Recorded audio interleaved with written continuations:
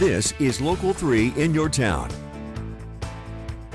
Welcome to another 30-minute edition of 3 in your town, where we celebrate the people, places, and things that make this area so unique and so wonderful. It is February.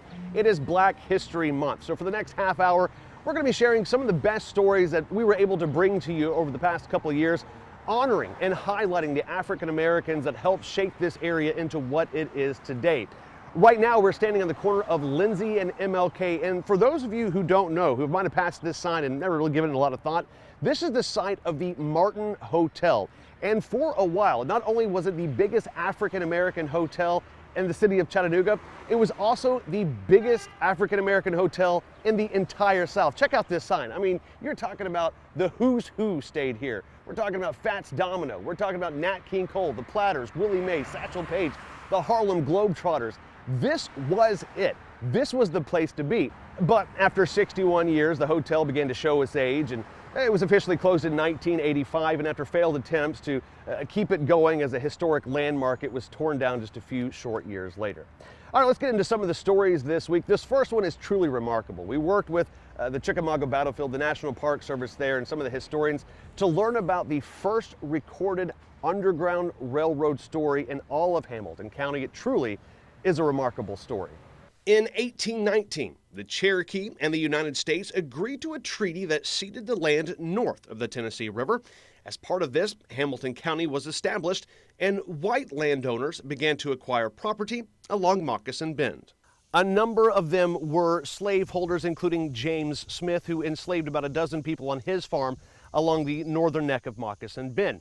Now that started right here at the Archaeological District, stretching all the way up to Baylor School. One of the people James Smith enslaved was Jacob Cummings. Cummings primarily worked at Smith's lower farm on Moccasin Bend, and his work occasionally took him into Chattanooga. In his trips into Chattanooga, running errands for James Smith, he had met a grocery store owner named only as Mr. Leonard. And it's this Mr. Leonard who tells Jacob Cummings, hey, listen, there's this world north of here. Here's a map. Here's how to follow a North Star. Jacob now had the information he needed to make his escape from slavery. He would soon find the last bit of motivation he needed to put it to use. Jacob Cummings' mother is beaten by James Smith, 200 lashes for allowing a cat to steal some fish that James Smith had caught.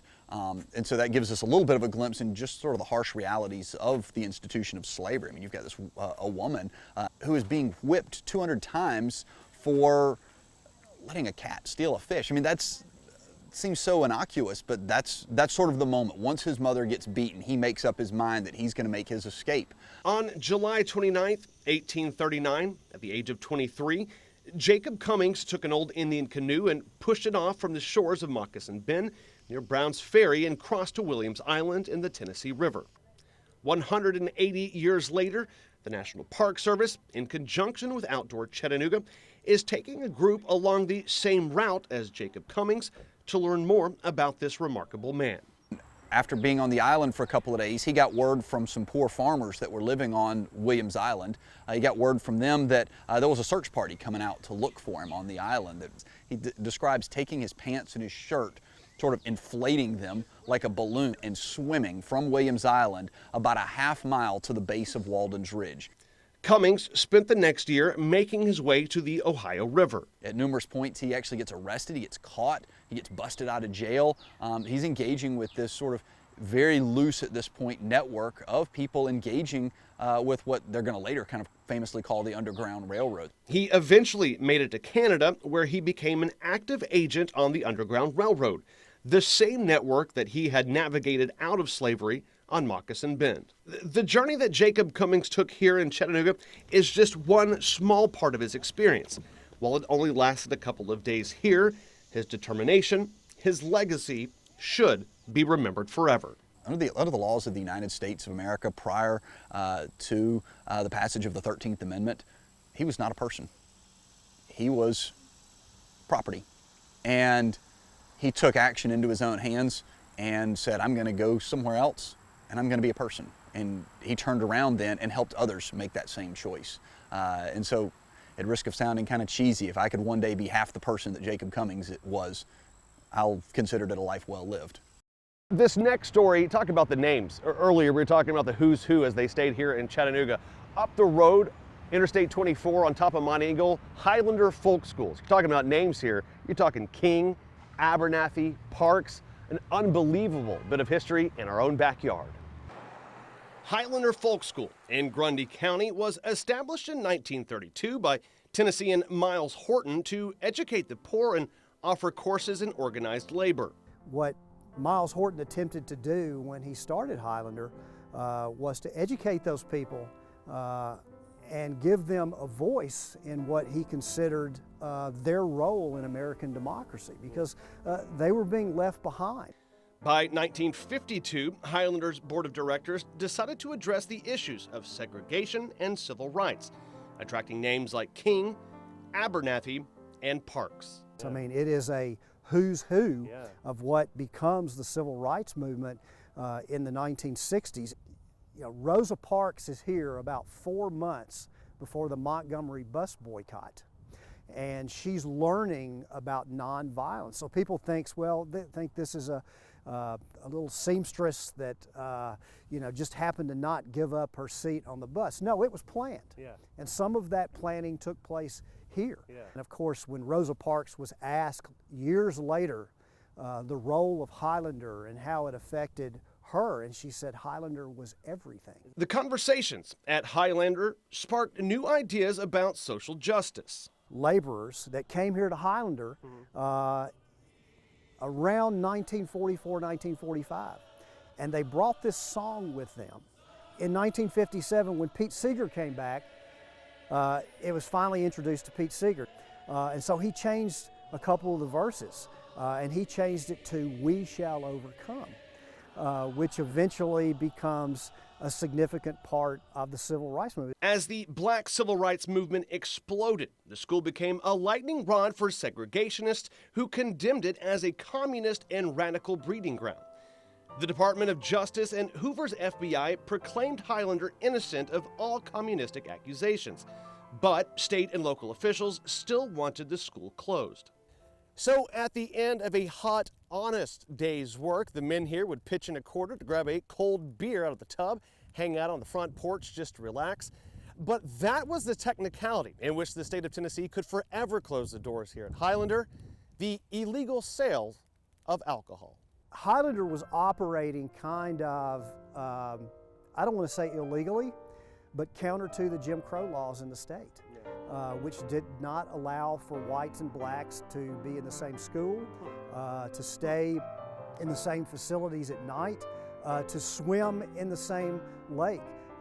As Andrew Young told me, the first time he visited Highlander, he was struck immediately by there were white people and black people swimming together in the lake. The doors were locked at Highlander, but the ideas that were born here could never be silenced. They're the people that are on the streets that are fighting for your rights as an individual, to be able to vote, to be able to go to school where you want to go to school, to be able to love who you want to love, to be able to marry who you want to marry. Those are individual choices that people make, and I'm still having those debates today. It was a very accepting place for displaced people. We fight that still today. And that's what I love about these stories. Yes, we're sharing them for Black History Month, but these are American stories. These are for all Americans to learn about, and more importantly, learn from as we move forward. All right, speaking of moving forward, we move forward after the break. We talk about Booker T. Washington State Park, a wonderful place here in Hamilton County. Yes, to spend some time outside fishing, maybe just enjoying nature, but there's also a great bit of history to learn about. Welcome back to this 30-minute edition of 3 in Your Town, where we celebrate the people, places, and things that make this area so unique and so wonderful. We continue to honor Black History Month here in this 30-minute edition of 3 in Your Town. And you might have seen me holding this book. It's called African Americans of Chattanooga, A History of Unsung Heroes by Rita Lorraine Hubbard. This is a great jumping off point to learn about some of the influential African Americans that helped shape this area. Some of the history is truly remarkable, so you can pick this up at the library, you can order it on Amazon. It's definitely something to have in your collection at home. All right, let's talk about Booker T. Washington State Park. You might have fished there, you might have taken a walk through the woods, but who was Booker T. Washington? Well, let's find out together. So if I were to bring up Booker T. Washington State Park, you'd probably say, yeah, it's that park named after that guy that did that thing, and you'd have no idea. And that's okay. Let's get an education together about it, because at the end of the day, that's what Booker T would have actually wanted. This is a recreation area for all types of different people. A lot of people come out here and fish, they come out here and canoe, they come out here and do a lot of the different water activities. And people should experience this park because it does have a more intimate setting. It's a smaller park, so it's only like 353 acres, you know, so the park is super intimate, and you can like get to know a lot of people here. So it's pretty much like a big family. Booker T. Washington State Park is one of 2 state parks in Tennessee designed for African Americans during the Jim Crow era. In addition to the beauty of the grounds here, this entire park can be viewed as an educational walkabout. Most prominently, of course, the information made available about the park's namesake, a boy born into slavery, Booker T. Washington. While he was a slave, he actually carried his master's daughter's books to school. So that's what drove his education, his need and his desire for education, was just looking through the window like, hey, I wish I could sit down and read and write and learn too. Dire poverty ruled out regular schooling. At age 9, he began working first in a salt furnace and later in a coal mine. He enrolled at the Hampton University in 1872, working as a janitor to help pay expenses. In 1881, Washington was selected to head a newly established normal school for African Americans at Tuskegee, an institution with 2 small converted buildings, no equipment, and very little money. He started recruiting people early, and they started to build their own school. So they built a kiln, and they started to make bricks, and they started to sell those bricks, and they built this amazing, humongous school. Like, it's huge now.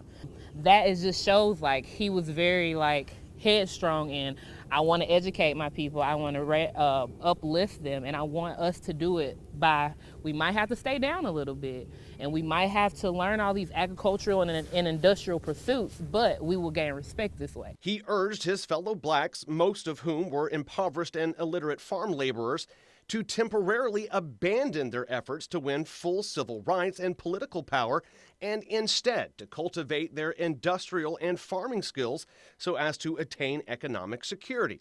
This very controversial viewpoint alienated many but caught the attention of Washington, D.C. Booker would soon become an advisor to a string of American presidents. He was like the most influential African American at that time. But even though he did this and it caused all that racial uproar from him being in the White House, he was also like, he was playing the fence. He was doing 2-side things. Again, there are so many educational opportunities at today's Booker T. Washington State Park, but there are also opportunities to simply relax. Even if you don't like program or anything like that, and you just come out just on a lunch break, honestly, there's like nice places to sit and just, you know, look at the beauty of Tennessee. So, and we're in a good little area, you know. Remarkable beauty, remarkable history, definitely a place to check out again in Hamilton County. All right, after the break, we are going to highlight the lives of some amazing, I know that's a top shelf word, amazing African American women in the city of Chattanooga. You do not want to miss these stories. That's coming up after this break. Mary Walker left a legacy, and I am so privileged to be able to share her story with you. Driving down Wilcox Boulevard, you might notice a historic marker with the dates 1848 to 1969 under Mary Walker's name. For a bit of quick math, that's 121 years of life. Make that 121 years of remarkable life. Mary Hardway Walker was born in Union Springs, Alabama in the year 1848. She was born a slave to slave parents. When the Emancipation Proclamation was signed by Abraham Lincoln in 1863, Mary Walker was already 15 years old. Mary passed through the tunnel of slavery and entered the tunnel of Jim Crow. She and her family came to Chattanooga in 1917. She spent over a century facing discrimination, injustices, and hardships, a time where literacy and education were not common, but the words whites only were understood by all. Later, a woman named Helen Kelly, a volunteer teacher for the Chattanooga area literacy movement, decided to organize a class for the residents of Poss Homes high-rise apartments for the elderly on Market Street. The students who volunteered numbered 26, of whom 19 stayed and graduated from illiteracy to literacy. The spotlight of the class, though, was Mary Walker. She learned to read, write, add, and subtract at the age of 117 after she attended a 1-hour class 2 nights a week for more than a year. Her age, determination, and attitude earned her the greatest recognition given to any poor person, black or white, in the city of Chattanooga and perhaps the nation.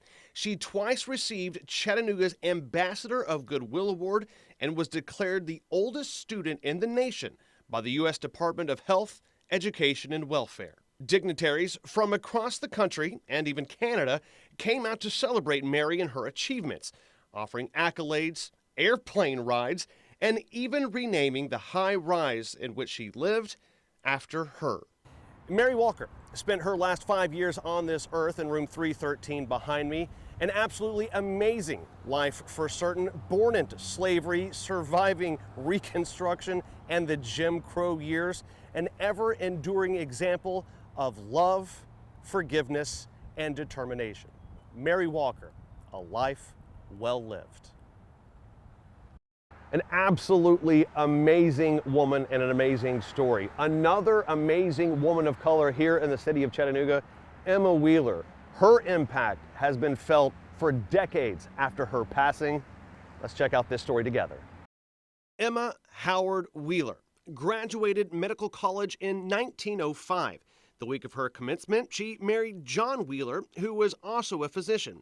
The newlyweds moved to Chattanooga, where for the next 10 years they would practice medicine in an impoverished, segregated black community in the city. African Americans who required medical care were hospitalized in the basements of existing majority hospitals in Chattanooga. So, Emma purchased 2 lots on the corner of East 8th and Douglas Streets and, using her own money, erected a 3-story brick hospital. Dedicated on July 30th, 1915, Walden Hospital became the first hospital in Chattanooga to be owned, operated, and staffed by African Americans and dedicated to their treatment. The 30-bed hospital consisted of 3 departments: surgical, maternity, and nursery. The hospital proved so successful that the construction debt was paid off in less than 3 years. After nearly 4 decades of dedicated service to the community, Walden Hospital officially closed its doors on June 30th, 1952. Wheeler, now in poor health, continued her practice. Since then, the Walden Hospital has been turned into apartments near UTC's campus. Wheeler, a true pioneer physician, died in 1957. In 1962, the Chattanooga City Commission voted to name the Housing Authority's newest residential project the Emma Wheeler Homes. In 1990, the Chattanooga African American Museum, in conjunction with the Tennessee Historical Commission, placed a state historical marker at the site of Walden Hospital to honor Dr. Wheeler and the hospital. Truly remarkable, those 2 women. And hey, just want to let you know, we have these stories and many, many more on Facebook at John Martin 3. Just search that, type it in, Google it. You'll be able to find these stories and share them with other people, because they are stories about people worthy of being shared. All right, after the break is usually when we head to the kitchen with Claire, but you know, in honor of Black History Month, we are going to go to a black-owned business just around the corner from here. If you haven't been to Lil Mama's, oh, you should.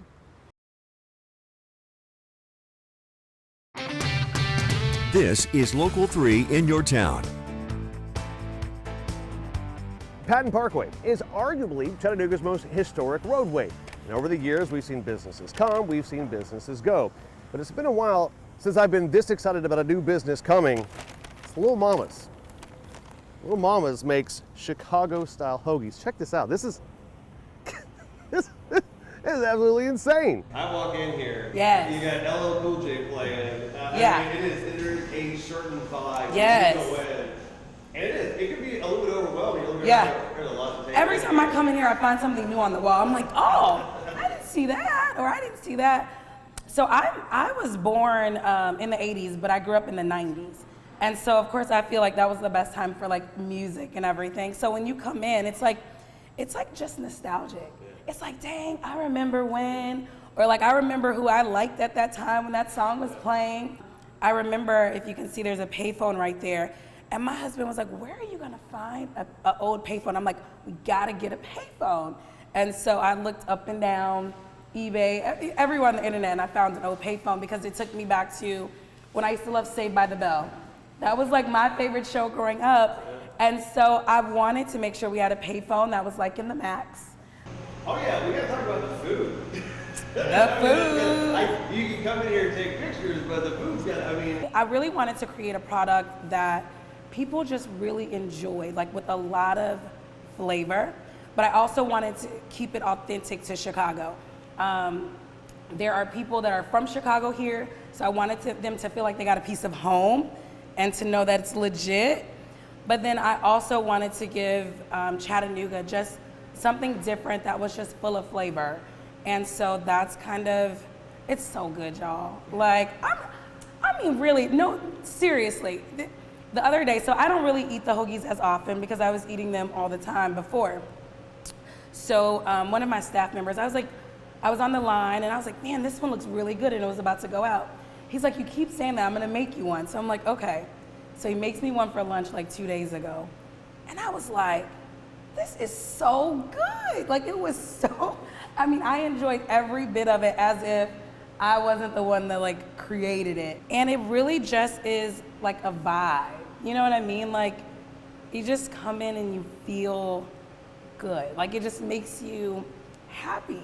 Hey, thanks for tuning into this 30-minute edition of 3 in Your Town. If you think you have a good story idea, somebody we should meet, please reach out, let us know. Love meeting new people and sharing their story with our audience. Until next time, everyone, be good to yourself and to others.